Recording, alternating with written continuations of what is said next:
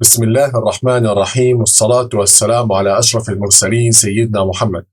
موضوعنا اليوم بدنا نحكي عن البوردر. أول إكزامبل عندنا إياه في عندنا هون محمد، وفي عندنا بوردر. إيش يعني بوردر؟ يعني إطار، تمام؟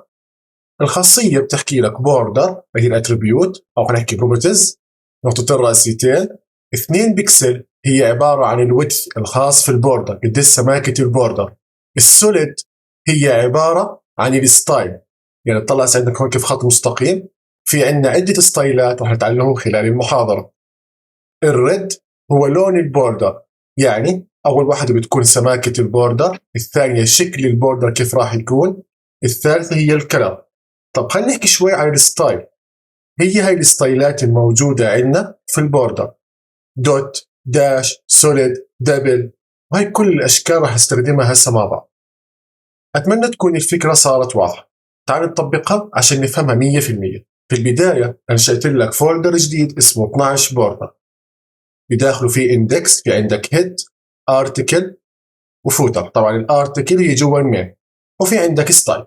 ستايل طبعا فاضي. بدي اروح هسه على الاندكس، بدي اعطي للاتش 1 اي دي، واحكي له هون مثلا يوزر نيم. راح اجي هسه على الستايل، اول شيء راح اسويها هاشتاج يوزر نيم كلي براكت، بدي اكتب هون بوردر. اول شيء اتفقنا هي سماكه البوردر، صح؟ نحكي 2 بكسل. بعد هيك عندنا سوليد، هذا الستايل. بعدين بدي احكي مثلا ريد، سيف، اعمل كنترول اس، وهي ظهر عندي البوردر. طبعا اكيد انتبه انه يكون اليوزر نيم نفس المكتوب عندك في الاندكس. في عندنا اخطاء شائعه، ايش هي؟ يكون مثلا انت كاتب هون الاي دي مش زي الكاتبه هون في الستايل، لازم يكون نفس الاي دي، نفس التسميه. هل بقدر مثلا احدد جهه معينه اضيف عليها البوردر؟ بحكي لك بتقدر. طيب كيف؟ تقدر تحكي بوردر توب مثلا 2 بكسل، مثلا سوليد، وهي عندنا مثلا بلو، سيف، وهي ظهر عندي اللون الازرق. طب في كمان خصائص، في كمان خصائص. طلع معي. بدي اعمل هسه شيفت الت والسهم لتحت. شيفت الت والسهم لتحت بكرر لي الكود. في الماك شيفت اوبشنال والسهم لتحت. هاي بدي اخليها مثلا بتوم، هاي بدي اخليها مثلا رايت، هاي بدي اخليها مثلا ليفت. مثلا الليفت يكون خلينا نحكي بينك، الرايت مثلا يكون بيضة، البتوم يكون مثلا خلينا نحكي جرين. سيف. طلع كيف ظهر عندي شكل البوردر، يعني بقدر اتحكم في كل جهه مثل ما انا بدي. اتمنى تكون الفكره الاولى صارت واضحه، انه انا بقدر اتحكم في البوردر على حسب الجهه اللي بدي اياها. هسه اكيد رح تسالني انه هذا اختصار، كيف يعني اختصار؟ قلت لي هاي ويدث، صح؟ قلت لك صح. هاي ستايل، قلت لك صح. وهاي كلر. طب انا بديش اختصر، بدي اكتبهم واحده واحده. بقول لك بتقدر. كيف؟ شوف معي. رح ننزل لتحت. اول شيء رح نكتب بوردر ويدث، واحكي هو مثلا 3 بكسل. سيف. ما بين شيء، صح؟ بعدين احكي له بوردر داش كلر، واحكي له مثلا هون جرين. بين معنا شيء؟ لا. ليه؟ انت قلت له الويت 3 بكسل وقلت له الكلر جرين، بس ما حددت له الستايل. بوردر داش ستايل. شو بدي احكي له هون؟ سوليد. هسه ظهر. قلت له لازم يكون كله ايش؟ خط. طب في عندنا داش، طلع كيف شحطات. في عندنا دوت، في عندنا كمان دبل، خطين.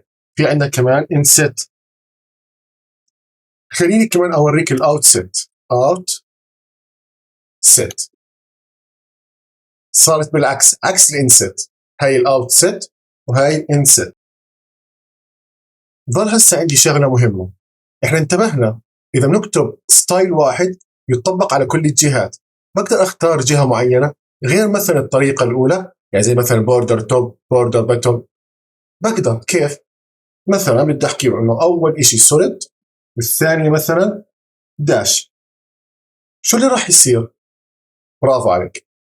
السوليد هنا هي عباره عن توب وباتوم، الداش هي عبارة عن ليفت ورايت. هل في داعي إني أحفظ؟ ليش داعي تحفظ؟ أنت بس طبق حتشوف النتيجة قدامك. تمام؟ خلينا نكتب كمان دوت. شو راح يصير هسه؟ السوليد أول إشي أثر على التوب فقط.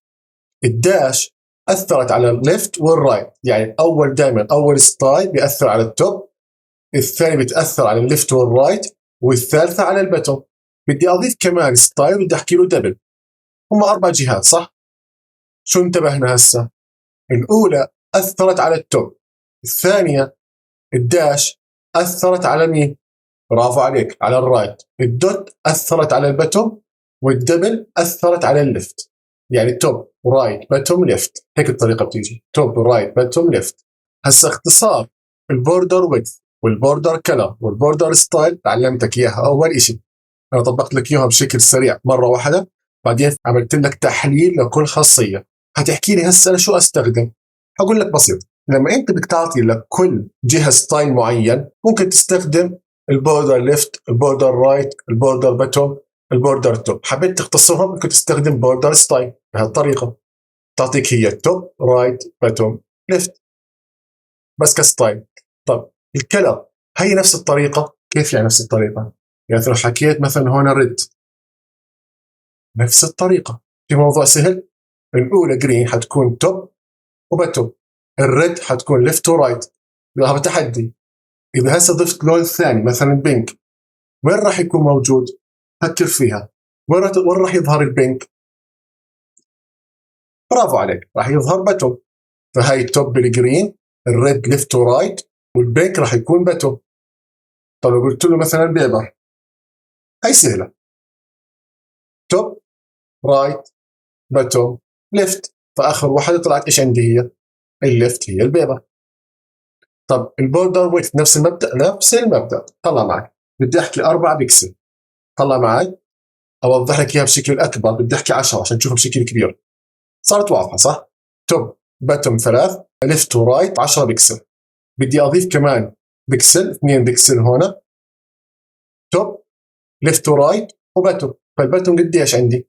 2 بكسل، والليفت والرايت 10 بكسل، والتوب 3 بكسل. آخر واحدة بدي أحكي إنه من جهة الليفت 50 بكسل. هي كبيرة كثير، مشوا لي إياها بس التوضيح يعني. فصار عندك توب رايت باتوم ليفت. هنقللها شوي، خليها 5 بكسل. أتمنى تكون فكرة البوردر صارت واضحة. هلك خلصنا البوردر؟ بحكي لك لا، في المحاضرة القادمة راح نتعلم بوردر ريديوس، كيف ممكن أنا أعمل حواف للبوردر. أتمنى كانت الأمور واضحة، وبنشوفكم إن شاء الله في المحاضرة القادمة، ويعطيكم العافية.